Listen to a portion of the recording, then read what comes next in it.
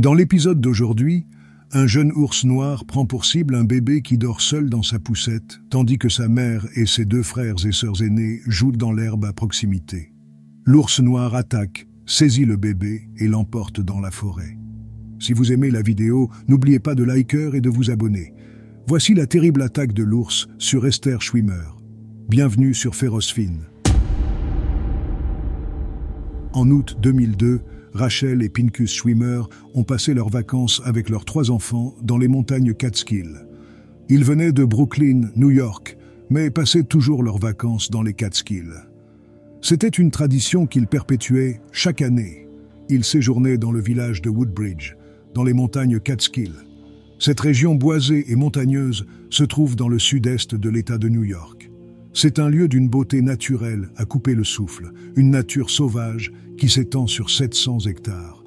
La région est très prisée par les randonneurs, les cyclistes et les amateurs de sports nautiques en hiver. Les Catskills comptent également 5 stations de ski alpin, attirant chaque année des milliers de personnes. Rachel et Pincus ont passé leurs vacances avec leurs 3 enfants dans des chalets d'été. Ceux qui vivaient à New York City aimaient souvent se rendre dans les Catskills pour profiter de l'air frais et du cadre rural. Autrefois, la région attirait des centaines de milliers de visiteurs chaque année. Les maisons de vacances et les hôtels étaient autrefois populaires et toujours complets. Mais aujourd'hui, il ne reste que quelques hébergements de vacances. Certains d'entre eux nécessitent des rénovations et semblent délabrés. La jeune famille passait du temps à explorer la nature et à profiter de moments ensemble. C'était une belle journée ensoleillée d'août. Après le déjeuner, il était temps pour la sieste de la plus jeune fille, Esther, âgée de 5 mois. Rachel a décidé de placer le bébé dans la poussette et de sortir devant leur maison de vacances. Elle et les 2 aînés se promenèrent tranquillement autour de la propriété pendant qu'Esther s'endormait dans la poussette. Une fois endormie, Rachel plaça la poussette juste devant la véranda de leur maison de vacances. À côté, il y avait un grand espace gazonné où elle et les aînés jouaient pendant que le bébé dormait. Les aînés, âgés de 4 et 2 ans, courèrent joyeusement sur la pelouse, se poursuivant et criant de joie. Ce que Rachel ignorait, c'était qu'un ours était à proximité. C'était un jeune ours noir mâle, probablement âgé de seulement 2 ans. Il était habitué à la présence des humains et cherchait souvent de la nourriture près des maisons de vacances. Il fouillait fréquemment les poubelles à la recherche de restes de nourriture avant de retourner dans la forêt. L'ours leva la tête, son nez frémit en reniflant l'air. Il se dirigea délibérément vers les maisons de vacances où Esther dormait paisiblement. Soudain, un vacancier cria. Au début, Rachel ne comprenait pas.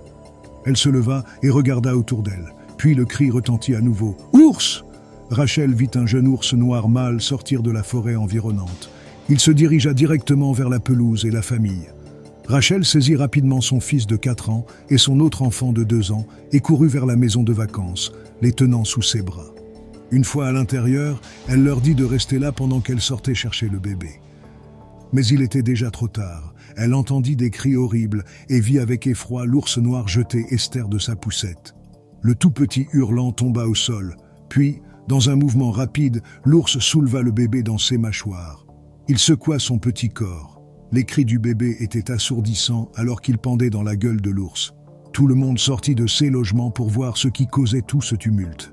Voyant la scène dramatique et terrifiante, ils coururent vers l'ours. Ils crièrent et hurlèrent pour qu'il lâche le bébé.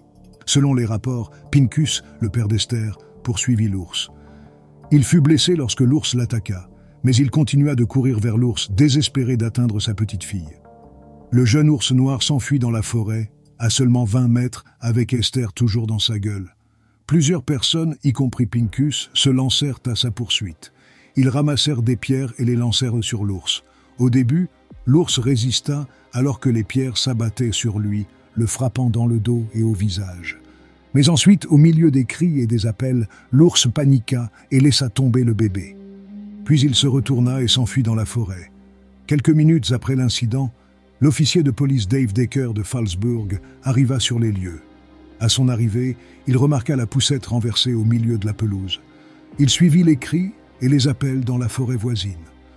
Le bébé était allongé sur le sol et Rachel se précipita vers lui. Il était couvert de sang et ne criait plus. Rachel l'enveloppa dans une couverture et appela une ambulance. Tragiquement, Esther est décédée en route vers l'hôpital d'Ellenville, victime de graves blessures à la tête et au cou. Tout s'était passé en quelques secondes. Tout le monde était sous le choc et désemparé. La panique s'est répandue parmi les gens. D'autres policiers arrivés peu après sur les lieux, ainsi que le personnel de secours, trouvèrent l'ours. Il n'était pas loin et avait grimpé dans un arbre.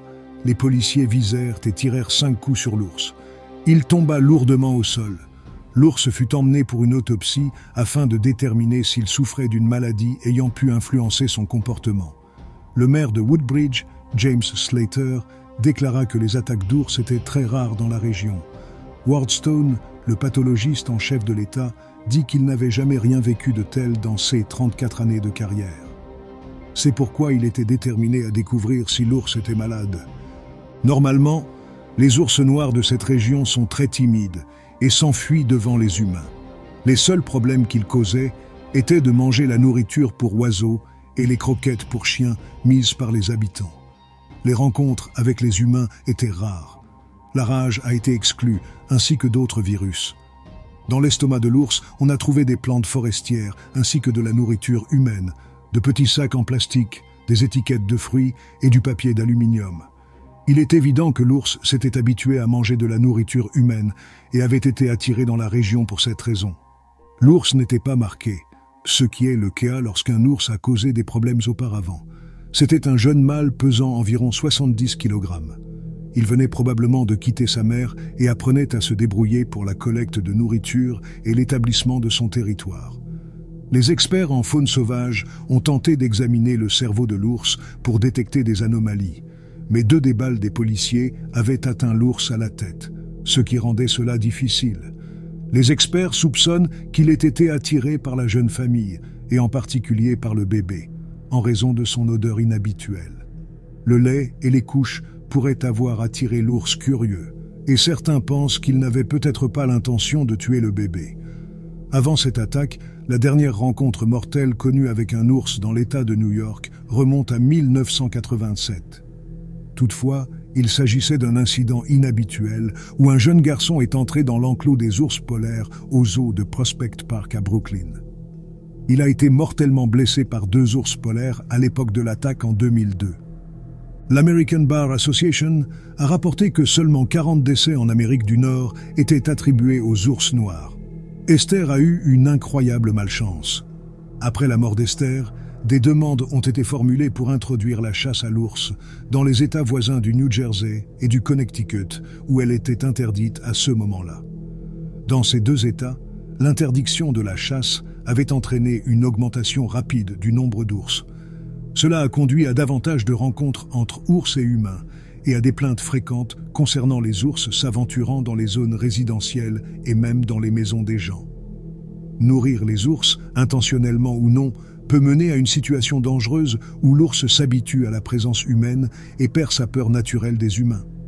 Si les ours s'habituent à être nourris par les humains, ils pourraient commencer à associer les humains à la nourriture et s'approcher d'eux dans l'espoir d'un repas. Ce comportement peut présenter un risque sérieux pour la sécurité humaine, car les ours peuvent devenir agressifs s'ils se sentent menacés ou s'ils perçoivent les humains comme une source de nourriture. Une fois qu'un ours a appris à associer les humains à la nourriture, il pourrait continuer à chercher des sources de nourriture humaine, même s'il n'est pas nourri intentionnellement. Cela peut créer une situation dangereuse pour les humains et les ours, car les ours habitués aux humains sont plus susceptibles d'attaquer. Des situations comme celle qu'Esther a vécue peuvent être considérablement réduites, permettant aux gens de profiter de la nature sans rencontrer leur destin.